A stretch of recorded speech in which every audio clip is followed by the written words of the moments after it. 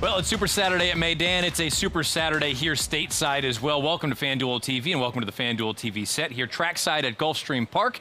Matt Bernier alongside Larry Colmus on Fountain of Youth Saturday. The Coolmore Fountain of Youth goes as race number 14 on a 14-race marathon card here, Larry. You have gone on record multiple times saying this is your favorite day of the championship meet. Absolutely, 100% my favorite day because all of the top horses are down here in South Florida this time of year. We have an action-packed day full of huge stakes races. I like it better than Florida Derby Day. I like it better than Pegasus Day. This is my favorite day.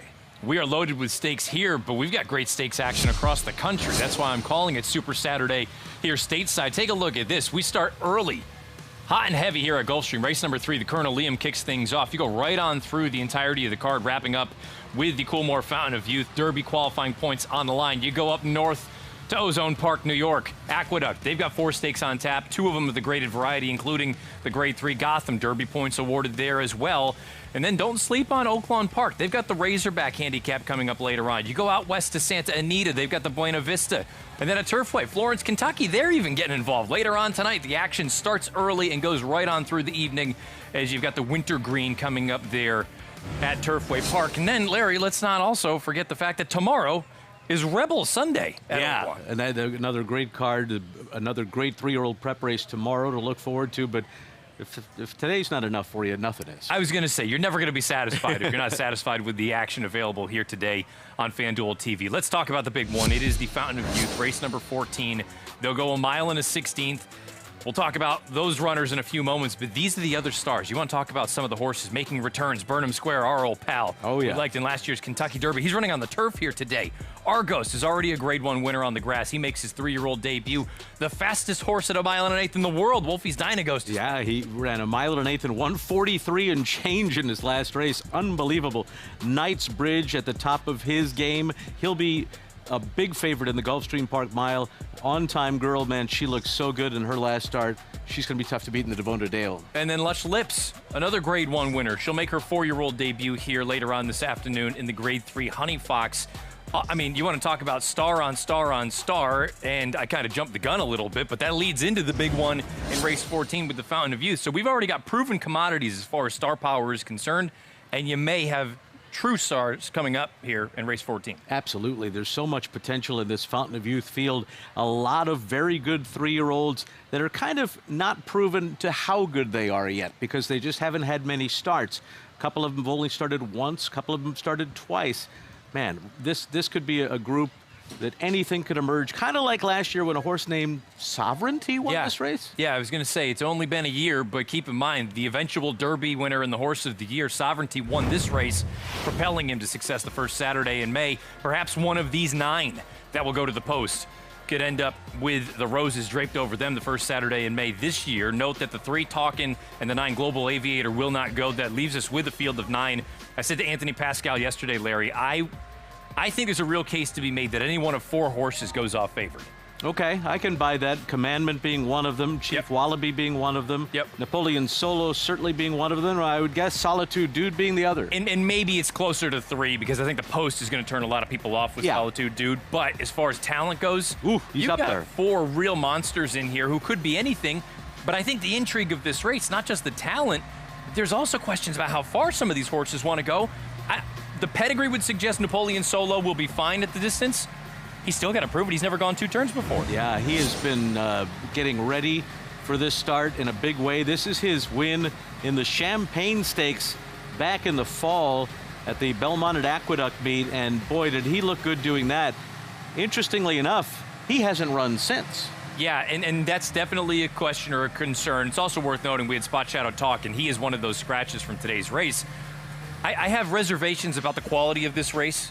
I think a lot of these horses have come out of this and really not flattered the form of it. But when push comes to shove, you can't really argue with how fast this horse ran. This was a super fast race. It was the fastest race, speed figure-wise, of any horse in this field in the Fountain of Youth. Since then, he has been working up a storm getting ready for this race. On the DRF Clocker report, he actually got an A- workout, something you never, ever see them give. And that was a very, very impressive thing. So I think Chad Summers has him ready to roll. If he repeats that effort, he's going to be tough to beat.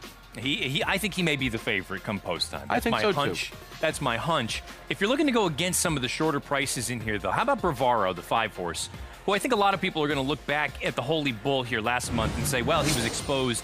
He doesn't want to go that far. He's not as good as a horse like Nearly, and how would Nearly stack up in here? My argument is we're picking him up off the far turn. He made this kind of bold move around the bend and flattened out here, but you have to take it all into consideration. Bravaro had missed a workout leading into this race, and then had just that quick 3/8 drill in 38 seconds leading into this performance here. He hadn't run since before Halloween. Since this race, he comes out of it with a bullet drill 47-1 on the 13th of February, and then sort of a maintenance 5/8 drill after that. My argument, and you don't have to agree with it, but I'm backing Bravaro. I'm going to bet him because he's going to be a playable price. My argument is he was a short horse in that race, and this is going to be the tight version today. And wouldn't you say that right now, if they ran the Kentucky Derby, Nearly would be the favorite? I would say it's either Nearly or Paladin. Yeah. Those two. So, I mean, it's not like he got beat by a horse that isn't really good. So we'll see how this whole thing unfolds. That's my argument. That's Larry's argument as far as the horses we like in this afternoon's Fountain of Youth. We're going to get back here in a little bit, but it's time to go to the FanDuel TV studios where the gentlemen are warming things up. We've got Caleb Keller and Dubs Anderson. And, guys, we've got international racing going on this afternoon as well. Team, we've got some great action to come from Meydan and also out in New York with the Grade 3 Gotham, the ultimate test at a mile and at one turn. A victory in this one, Caleb, not enough to solidify being a massive Derby contender. We're looking for style points as well. And Dubsy, let's see what Iron Honor is all about. Had that amazing debut, 95 buyer. Not only is that one of the best debut buyers in this crop, it's one of the best buyers in general for this crop. So aggressively placed at 6-5 on the morning line. Chad Brown and Manny Franco. One key bit of form that we're going to see spread out into 3 different races, Dubs. The Swale going 7 furlongs at Gulfstream. Solitude Dude, Class President, and Hammond, the number 2 in this race, are all going to be in the 3 different prep races this week from all across the country. As you highlighted, Caleb, the speed fig from Iron Honor on debut, very, very impressive, and enough to have Iron Honor as the top betting choice at where we stand just a few hours out from the running here this afternoon. In terms of the form lines that we've seen out of the Gotham trying to find success further into the season, recently not so strong, unless we go back to 1973, pretty special kind of racehorse. Often seen a price, and we saw Flood Zone at a big number last year. And if you want to know how much the world respects American dirt racing, well, Flood Zone won this race last year at 37-1. His next start, he was the favorite in one of those Middle Eastern derbies, so for multi-million dollars. So, you know, a 37-1 upsetter in this race last year. I'm waiting for Aqueduct to give us a serious contender. As you alluded to, great history, Secretariat, Fusaichi Pegasus, but these are distant horses way back, you know, in the rear view. So let's find a new age contender at Aqueduct. Maybe it's Iron Honor. In terms of weather, looking fantastic, right around 40, partly cloudy out there for the Saturday afternoon from New York. And for more ways to jump in and where we stand right now in the Derby prep season, let's check in with our very own Christina Blacker.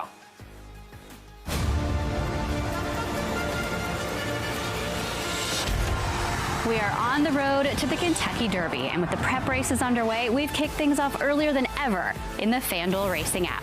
Now through April 11th, we're rolling out an enhanced $20 money-back special on all domestic prep races as well as the UAE Derby. Here's how it works. Step 1 is to opt in the FanDuel Racing app. Then place your bet. If your horse just misses, finishing second in races with at least 5 runners, or second or third in races with 8 or more, you'll get your money back up to $20. It's that easy. And this year, we're adding a little extra motivation to keep playing the preps. If you opt in and placed at least a $10 wager on 10 or more of those prep races, you'll score a $50 deposit match bonus available during Derby Week. Bet along the trail and get rewarded when the roses are on the line, and it matters most in the FanDuel Racing app. Thank you, Christina. Some great racing to start the Saturday slate. International action coming up from Meydan, and one of the best in the sport right now, Rebels Romance, getting set to fire off the bench. Last seen at the Breeders' Cup out there on the turf. Coming up 2 races from now here on this preview day for the World Cup. And Rebels Romance essentially is the turf version of Forever Young, because the guy just traverses the whole globe, keeps on running, and had one of the most impressive records I've ever seen in my time in horse racing. I've seen some champions before. Informed Decision is a horse that had 14 wins and 0 seconds. Caravel at one point had 15 wins and 0 seconds. Rebels Romance, going into the turf this year, had 20 wins and had never finished second until Ethical Diamond got ahead of him in the Breeders' Cup Turf. But a two-time winner of the Turf and a warrior of class. An impressive resume, to say the least, comes in for the Star Connections, William Buick and Charlie Appleby and the Royal Blue Army. Coming off a second place down there at the Seaside Oval, became the third horse to win the Breeders' Cup Turf twice and has 3 wins in the US, 7 countries, and across 3 continents, close to $16 million in career earnings. And I don't want to be that guy, Caleb Keller, but as these horses, as these superstars go up the old age ladder, getting set to return off a bit of a spell as an 8-year-old, what do we expect to see out the gate? Well, you know, not getting any younger. Maybe the modern-day version of a horse like John Henry for a big throwback. He was Horse of the Year at the age of 9. But Rebels Romance, they use this word imposing based on the physical stature. This guy is super imposing when you look at him in person. So certainly a territorial horse where when you get around him, I think other horses are almost scared of this horse based on the size and the tenacity of him down the lane. And can anybody stand in front of the train? That is Godolphin and Buick and Appleby. They've won 4 of the last 5 Breeders' Cup miles and also got a collection of turfs as well. That's coming up in the City of Gold. The bookends for George, probably going to be that B selection, trying to tackle the champ, one of the stars of the sport in Rebels Romance. Money back specials here for Super Saturday, coming up in race number 6 from Meydan out at Gulfstream Park, races 11, 12 and 13 from Santa Anita the 5th and Oaklawn Park, race number 10. Get up to $10 back for second or third on these select races.